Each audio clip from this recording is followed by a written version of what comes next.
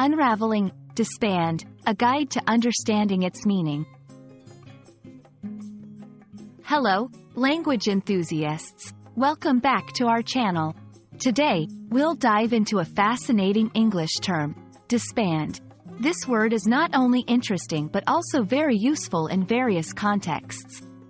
Let's explore what it means, its origins, and how you can use it in your daily conversations. Disband refers to the act of formally ending a group or organization. It's used when a group, especially an organized one like a team, a band, or a committee, decides to permanently separate and stop functioning as a unit. It's important to note that disband implies an official or formal end to a group's existence. The word disband comes from the French word desbander, which was used in the context of military troops. It meant to dismiss soldiers from a formation.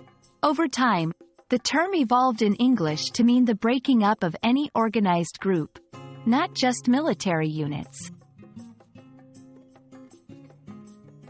To better understand how to use disband, let's look at some examples. 1. After 10 years of playing together, the jazz band decided to disband. 2. The committee was disbanded after it achieved its objectives. 3. Due to financial difficulties, the organization had no choice but to disband. Notice how in each of these sentences, disband signifies a clear and definitive end to a group. Synonyms for disband include dissolve, break up, disperse, and antonyms might be form, assemble, convene. These words can be used in different contexts to convey a similar or opposite meaning. Thanks for watching.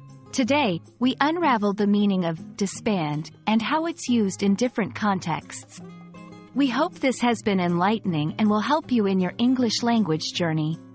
Stay curious and keep exploring the depths of the English language with us. End with a friendly reminder to like, subscribe, and share for more content.